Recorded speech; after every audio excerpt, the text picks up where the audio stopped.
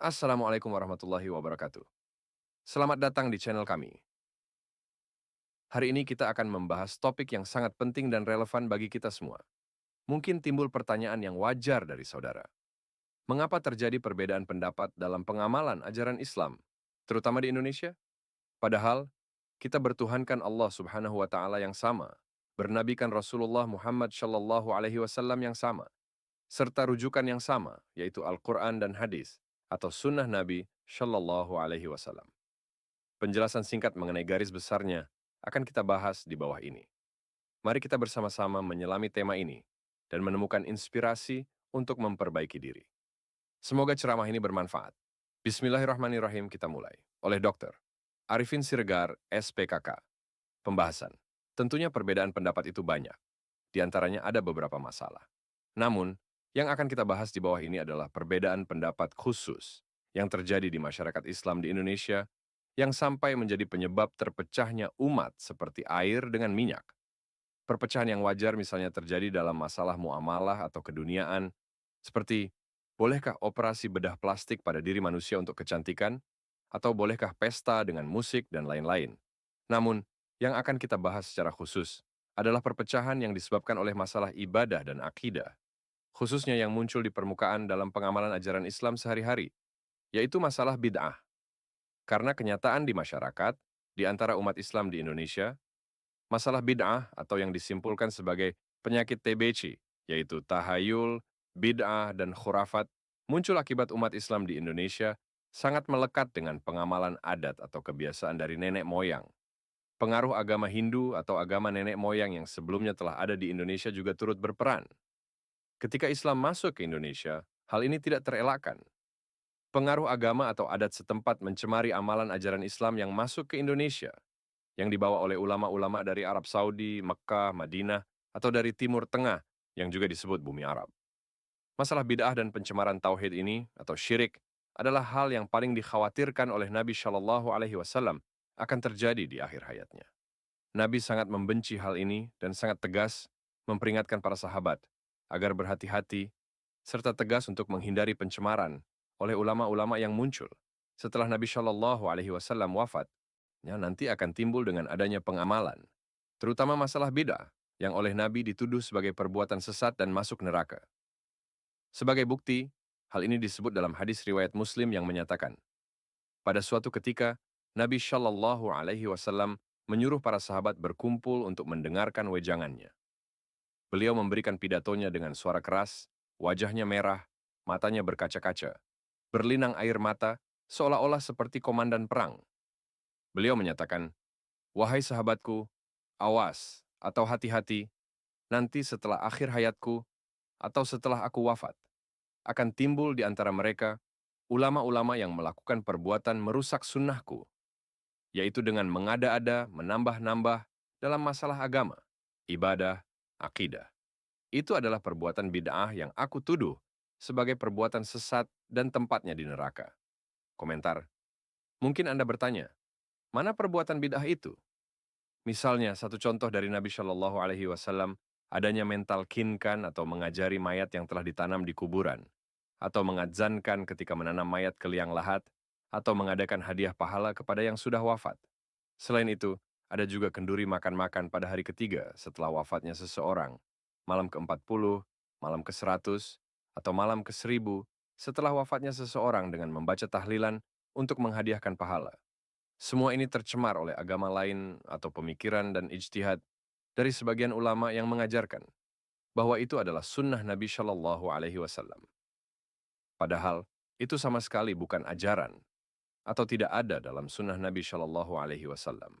Komentar, mungkin di antara saudara bertanya, apakah ulama dulu setelah wafatnya Nabi Shallallahu Alaihi Wasallam itu bodoh atau keliru dalam menyampaikan ajaran Islam yang diwariskan oleh Nabi Shallallahu Alaihi Wasallam? Jawabnya, tentu kita yakin bahwa ulama mazhab atau ulama besar dan lain-lain tidaklah bodoh.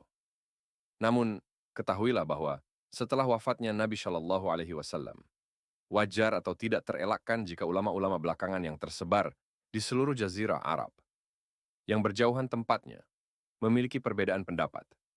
Kecuali Imam Malik, yang betul-betul seorang mazhab yang berada di dekat atau tinggal di Madinah. tempat Nabi bermukim. Akibat jarak tempat mazhab atau ulama besar mengembangkan ajaran Islam yang berada jauh dari Madinah, misalnya di Baghdad dan sebagainya.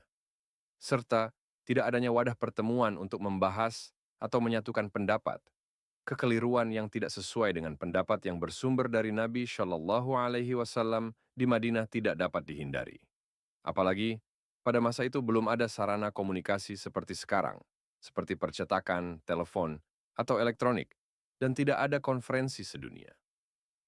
Oleh karena itu, perbedaan pendapat mereka serta kekeliruan yang terjadi merupakan hal yang tak terelakkan. Komentar.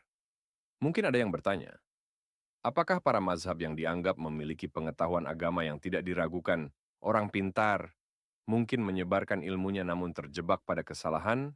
Jawabnya, memang mereka pintar dan jenius. Komentar. Ketahuilah para mazhab ketika itu adalah ahli fiqih, bukan ahli hadis. Maka, ketika mereka berijtihad dan membentuk hukum, tidak terelakkan bahwa mereka terjebak pada hadis lemah, thoif, atau hadis palsu, maudu', sebagai rujukan untuk membentuk hukum. Wajar jika seseorang tidak berkesempatan atau tidak bisa mendalami dua bidang besar dalam keilmuan.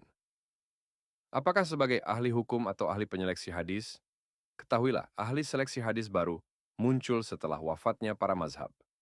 Contohnya Imam Bukhari, Imam Muslim, Syekh Nashiruddin Al-Albani, dan lain-lain. Misalnya, belakangan ini ada kitab kumpulan hadis-hadis lemah dan palsu sebanyak 2.000 buah yang disusun oleh Syekh Nashiruddin Al-Albani.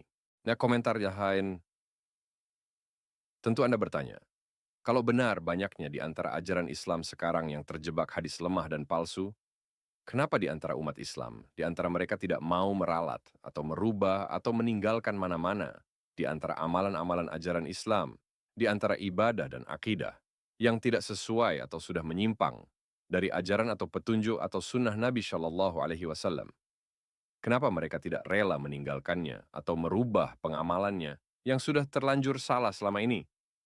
Jawabnya, di antara penyebabnya, di antara umat, tidak mau atau sukar meralat atau kembali kepada kebenaran yang sesungguhnya, sunnah Nabi Shallallahu Alaihi Wasallam adalah akibat dari adanya, misalnya, seruan atau ajakan yang mengatakan, jangan dengar pendapat atau pengajian yang mereka lakukan, yang menyalahkan apa yang sudah kita amalkan selama ini.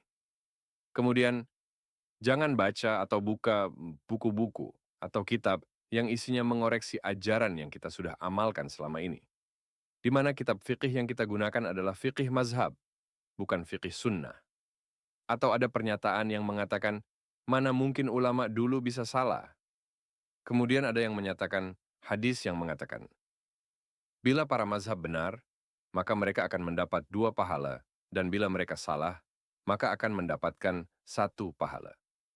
Maka mereka katakan ikut saja pendapat para mazhab kita atau ulama kita. Kalaupun salah masih memperoleh 1 pahala. Komentar, mereka lupa.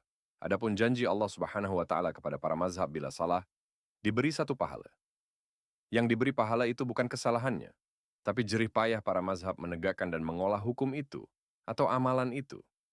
Tentunya kalau kita salah, tidak mungkin diberi pahala, karena tidak mungkin suatu kesalahan dinilai atau diberikan Allah 1 pahala. Tentunya ganjarannya adalah dosa.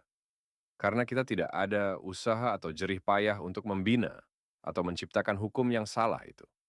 Karena kita sudah cukup waktu atau rujukan, petunjuk-petunjuk, kitab-kitab, pengajian-pengajian, atau hadis-hadis sahih yang menuntun atau menerangkan kepada kita bahwa sesungguhnya apa yang kita amalkan selama ini terjebak kepada hadis-hadis lemah atau palsu, atau bukan merupakan ajaran Islam sebagai sumbernya. Komentar, tentu Anda bertanya, kenapa terjadi ketidakmauan di antara umat Islam di Indonesia ini untuk mencari atau kembali kepada kebenaran yang sesungguhnya, di mana telah terbukti di antara ajaran atau amalan Islam yang kita amalkan itu telah menyimpang atau tidak sesuai dengan petunjuk atau ajaran sunnah Nabi Shallallahu Alaihi Wasallam? Jawabnya adalah adanya sifat fanatik yang melekat kuat, juga sifat taklid, kultus individu, serta right or wrong are my country yang melekat pada di antara ulama. Atau juga sifat malu untuk berubah karena selama ini telah dipandang sebagai seorang alim atau pintar, atau juga takut penceramahnya kehilangan jamaahnya yang berakibat ke dapur tidak berasap dan sebagainya. Terima kasih telah menyaksikan ceramah ini. Semoga apa yang telah kita bahas bermanfaat dan dapat menjadi inspirasi bagi kita semua. Jangan lupa untuk subscribe channel ini agar tidak ketinggalan konten-konten menarik lainnya. Jika Anda menyukai video ini, silakan like dan komentar di bawah tentang pendapat Anda. Juga share video ini kepada teman-teman agar kita semua bisa mendapatkan manfaat. Wassalamualaikum warahmatullahi wabarakatuh.